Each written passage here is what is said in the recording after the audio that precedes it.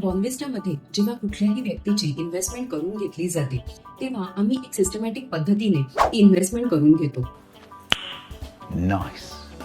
मुख्यतः त्या व्यक्तीची इन्व्हेस्टमेंटची टाइम फ्रेम काय आहे, म्हणजे आज गुंतवलेले पैसे त्या व्यक्तीला किती वर्षांनंतर लागणार आहेत, किती दिवसांनंतर लागणार आहेत, त्यांचे काय फ्युचर गोल्स आहेत, हे आधी त्या व्यक्तीबरोबर डिस्कस केले जाते. त्यानंतर त्यांची रिस्क ॲपेटाईट म्हणजेच जोखीम घेण्याची क्षमता ह्याचा आम्ही अंदाज घेतो की जेणेकरून आम्हाला कळेल की त्या व्यक्तीचा पोर्टफोलिओ किती कन्झर्वेटिव्ह करायचा आहे किंवा किती अग्रेसिव्ह करायचा आहे. हा मॉडरेट पद्धतीने म्हणजेच मीडियम रिस्क मीडियम रिटर्न अशा पद्धतीने बनवायचा आहे. आणि एकदा आम्हाला त्यांच्या जोखीम घेण्याच्या क्षमतेचा अंदाज आला, त्यांच्या टाइम फ्रेमचा अंदाज आला, त्यानंतर त्या व्यक्तीसाठी एक मॉडेल पोर्टफोलिओ डिझाईन केला जातो.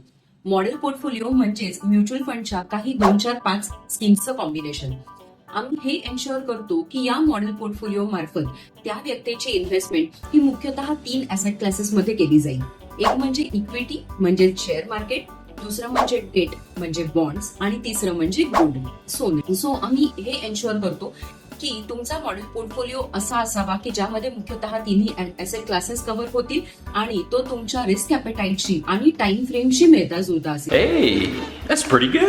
जेणेकरून जेव्हा तुम्हाला ते पैसे वापरायचे असेल तेव्हा ते पैसे रेडीली तुमच्यासाठी उपलब्ध असतील आणि त्या वेळी तुम्ही ते पैसे काढून घेऊ शकता.